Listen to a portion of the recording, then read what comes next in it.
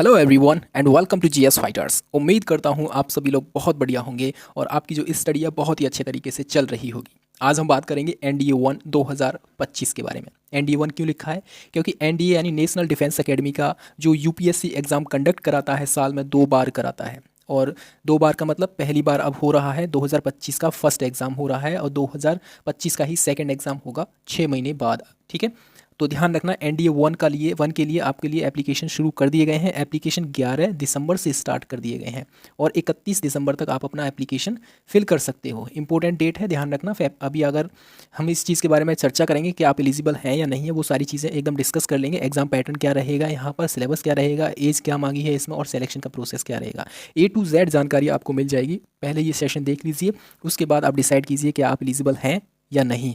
ये एक ऐसा अवसर देता है एनडीए आपको जो कि केवल 12वीं करने के बाद आपको भारतीय सेनाओं में ऑफिसर बनने का मौका देता है यहाँ पर, चाहे वो आर्मी हो, एयरफोर्स हो, नेवी हो। ठीक है, एप्लीकेशन स्टार्ट हो गया। संपूर्ण जानकारी के लिए यहाँ पर हम लोग आज डिस्कस कर लेंगे। ठीक है, सेशन पसंद आता है तो आप लोग लाइक कर सकते हो। सबसे पहली चीज़ यहाँ पर देख लीजिए कि एनडीए है क्या चीज़। देखो भाई, एनडीए मतलब national defence academy, Khadakwasla Pune में इसका हेड ऑफिस मिल जाएगा। यहीं पर आपका ट्रेनिंग सेंटर भी रहता है। इसमें होता क्या है कि भारतीय सेना जो है, आर्मी है, नेवी है और एयरफोर्स में इसमें ऑफिसर्स रैंक पर आपको जो है सेलेक्ट किया जाता है। तो सिलेक्शन के प्रोसेस क्या रहता है, कितने समय का रहता है, ये सारी चीज़ें वो हम डिस्कस करेंगे। 11 दिसंबर यानी 11 दिसंबर से 31 दिसंबर तक फॉर्म फिल कर सकते हैं आप लोग। और एग्जाम डेट भी इन्होंने क्लियर कर रखी है भाई। यूपीएससी है तो एग्जाम डेट फिक्स ही रहती है। बाई चांस कभी कभार ही हटती होगी डेट, वैसे हटती नहीं है। ठीक है, तो 13 अप्रैल को आपका एनडीए 1 का एग्जाम होना है 2025 का। अब हम सारी चीज़ों को देख लेते हैं एक एक करके।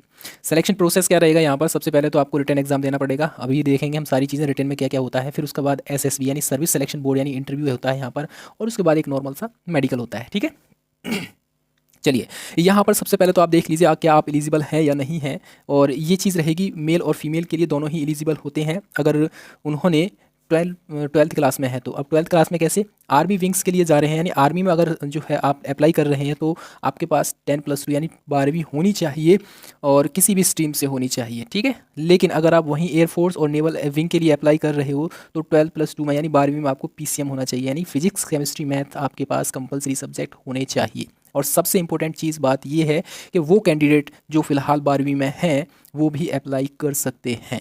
ये इंपॉर्टेंट है। ठीक है, यानी अपेयरिंग कैंडिडेट भी अप्लाई कर सकते हैं।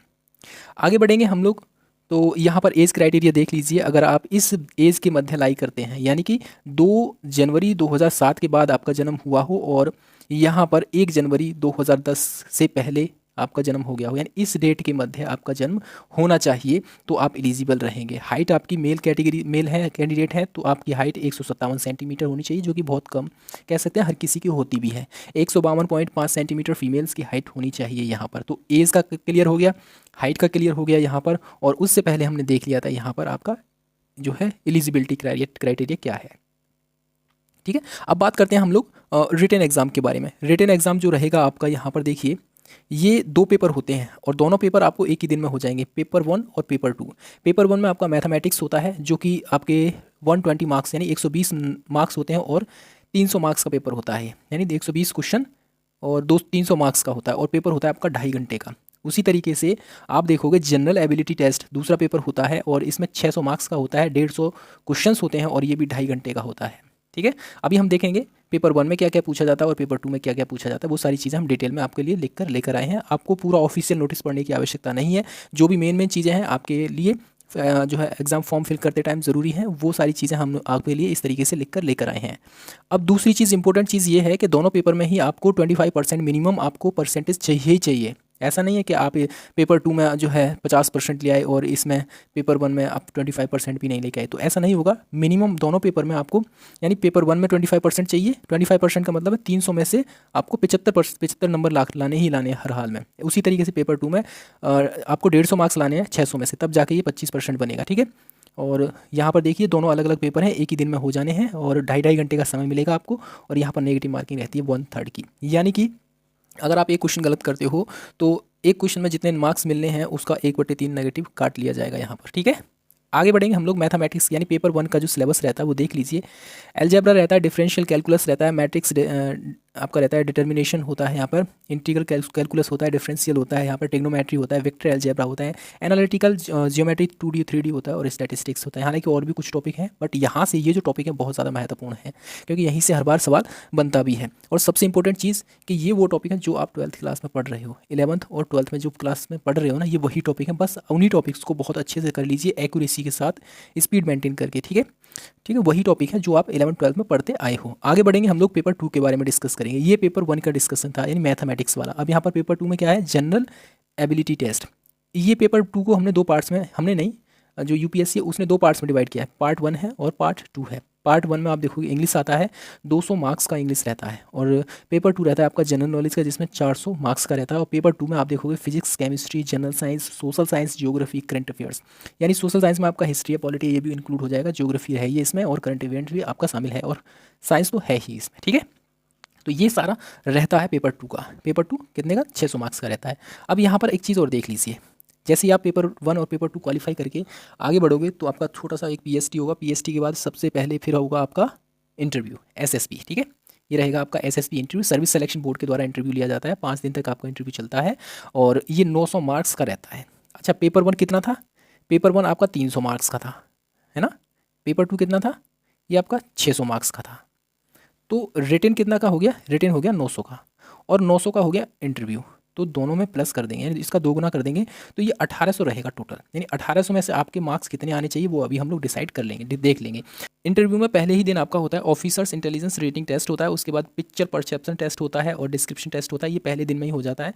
सेकंड डे अब जब आप जाओगे तो वहाँ पर साइकोलॉजिकल टेस्ट होगा, वहाँ पर साइकोलॉजिस्ट बैठे रहते हैं, वो आपका साइकोलॉजिकल टेस्ट लेते हैं। उसके बाद तीसरे दिन आपका ग्रुप टेस्टिंग होता है, और चौथे दिन आपका इंटरव्यू होता है, और 5वें दिन फिर कॉन्फ्रेंस होती है जिसमें अपने आप को आपको रिप्रेजेंट करना होता है।